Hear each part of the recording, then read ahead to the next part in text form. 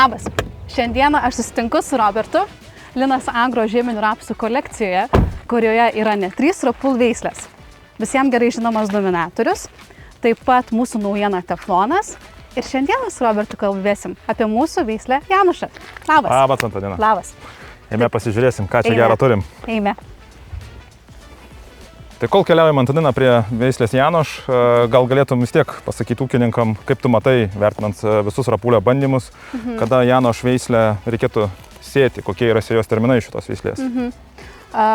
Turint omeny, kad veislė Januš iš tikrųjų suformuoja tikrai didelę biomasę jau iš rudens. Ir taip pat kitas dalykas, kad labai stiprus šaknynas, lyginant su kitom ar ne mūsų veislėm, kurias mes turime savo privačiuose bandymuose, bei to šaknies skersmuo itin didelio diametro, irgi taip pat lyginant tiek su konkurentiniam veislėm, tiek su mūsų pačių krepšeliu, tai tikrai galiu rekomenduoti veislę Januš kaip vidutiniam terminam arba, jeigu reikalinga, vėlyviem terminam. Būtent taip ar ne ir buvo pernai metais. Nėjo laiku pasėti ir sėja daugelį atvejų buvo vėlyvesnė, tačiau matom, kad tai nebuvo problema šiai veislei iš viso.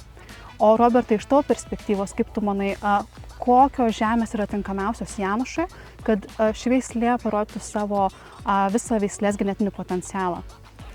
Taip, tai mano vertinimu ir mūsų bandymų, tų pačių kolekcijų ar ne, kadangi siejam jas skirtingose regionuose Lietuvoje, derliaus rezultatų reziume, tai manau, kad Janušas yra tinkamiausias tom vidutiniam ir sunkesniem dirvožemiam, kur, aišku, ir derliaus potencialas yra didžiausias. Tai vis tiek yra vėlyvas hibridas, kuriam ir būtina turėti pakankamai drėgmės, gerai maisto medžiagų, kad parodytų tą didžiausią derliaus potencialą. Tai vidutiniškai sunkios dirvos tikrai šitai veislei padės atskleisti derliaus potencialą.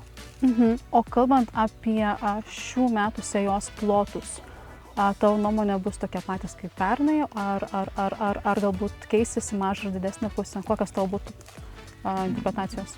Iš tos pusės, žinoma, ar ne praėjusių metų situacija, sunku buvo sudėtinga pasėti, ypatingai ar ne Šiaurės Lietuvoje, tos žeminius rapsus, bet iš esmės sakyčiau, kad tos plotus turim faktinius dabar mažesnius ir gerokai mažesnius, net ir daugiau kaip 30% mažesniai bus nuimti šių metų javapjūtei, bet žvelgiant į ateities, žinoma, kol kas tai yra kultūra, kuri ekonomiškai ūkininkams vis dar atsiperka ir jie tikrai bus linkę, manau, sėti daugiau, kadangi vėl bus plotai ūkiuose augs ir jeigu turėsim tada sudėtingesnę sąlygas, sudėtingesnės derliaus nuėmimui, natūralu, kad ūkiams reikės tų veislių, kurios bus tinkamesnės tai vidutiniai ir vėlyviai būtent sėjai. Ir kitas dalykas, turint omeny, kad jeigu hektarų skaičiumi plotai didės, tai automatiškai greičiausiai bus tokių laukų, į kuriuos rapsas grįš galimai greičiau, kad būtų rekomenduojama. Tai taip pat reiškia, kad sveikos veislės šiais metais žais pagrindinį žaidimą veislės pasirinkime. Ir dėl tos priežasties manau, kad Janušas yra labai stiprus pasirinkimas Lietuvos ūkininkams, turint omeny taip pat vėl mūsų privačius bandymus, kuriuos mes atliekam per daugelį Europos šalių ir taip pat oficialius bandymus. Čia norėčiau labai paminėti Lenkijos Suborų. Man labai patinka šie bandymai, nes yra galimybė pasižiūrėti, koks buvo skirtingų veislių užkrėstumas skirtingoms lygoms. Tai bendrai susumavus vieną skaičių iš visų skirtingų lygų, matome, kad veislė Januš keletą metų tikrai paėmė labai stiprias pozicijas ir kai kuriais metais, tarkim 24, tai buvo numeris 1 veislė, imant visas testuotas veislės. Tai iš tikrųjų šiais duomenimis grįsdama galiu sakyti, kad Januš yra viena sveikiausių veislių Baltijos šalyse. Ir žinoma, tai reiškia, kad labai stipri veislė šiais metais pasirinkti ūkininkams. Taip, įvertinus, kad tu minėjai tą bendrą kontekstą, reiškia atsparumas verticiliozijai, sklerotiniam puviniam, famozijai, bet jos išskirtinumas, jeigu giliau lendant į tos duomenis, kuriuos tu aptariai gautus Soboro per tos 2 metus, tai yra vienas stipriausių veislių, būtent toleruojančių verticiliozę, kas irgi yra opi problema kai kuriuose regionuose, žvelgiant Lietuvoje. Ir tikrai, kaip tu sakai, tai yra vienas stipriausių pasirinkimų šiandien dienai tose intensyviuose ūkiuose, tai intensyvesnės sėjomainos. Taip, ir dar plus kitas dalykas, mano nuomonė, yra labai stipri koreliacija tarp veislės sveikumo ir veislės derlingumo, ypač kalbant apie stabilų derlingumą, ne tas amerikietiškus ar ne kalnelius, bet stabilų derlingumą. Tai, Robertai, mes juokiamės iš Rapulio perspektyvos, kad tol, kol veislė nuo selekcininko patenka prieinama ūkininkui, turi praeiti Linas Agro skaistyklą, tai yra jūsų privačius bandymus ir demonstracinius bandymus tuo pačiu. Gal gali trumpai aptarti, kokie rezultatai buvo, tarkim, iš pernai metų? Taip, žinoma, ir būtina, manau, jais pasidalinti ir mes jais visada dalinamės su ūkininkais, tų pačių lauko dienų metu, kur irgi čia vyko šitoj Lukšių bendroviai. Būtent lauko diena ir ūkiai jau susipažino su praeitų metų rezultatais, bet žvelgiant į tai, kalbant apie mūsų privačius Dotnovasyts bandymus mažų laukelių, tai Janošas praeitais metais buvo derlingiausia veislė visuose bandymuose, tą, ką galim pasiūlyti šiandien dienai ūkininkams.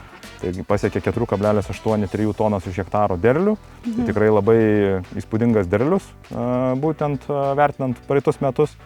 Ir kalbant apie tos gamybinių bandymų rezultatus, tai irgi praeitais metais, net ne praeitais, 2 metai iš eilės, Janošas irgi lyderiauja mūsų rezultatuose, ta prasme, derliaus.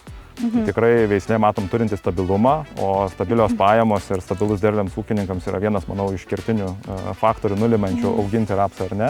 Ir kaip tu jau minėjai, žaisti tuos amerikietiškus kalnelius yra tikrai nepavojinga, bet ir pavojinga, ir nuostolinga, ir tiesiog tai yra, nėra paprasta. Tikrai taip. Tai apibendrinant, mano nuomonė, Janoš, kaip ir minėjau, vienas sveikiausių veislių Baltijos šalyse. Iš tavo duomenų galim sakyti, kad ir viena derlingiausių veislių, ar ne? Turint omeny jūsų pačių patirtį per bandymus. Ir tai yra veislė, kuri tikrai bus vienas pagrindinių žaidėjų šių metų seijoje. Tikrai pritariu tau, kad tai tikrai to segmento veislė su vėlyva branda, su tokiu derliaus potencialu, intensyviai sėjomainai, tai yra vienas geriausių pasirinkimų šiandien dienai. Taip. Tai ką, linkime visiems geros sėjos ir taip pat gerų šių metų rezultatų.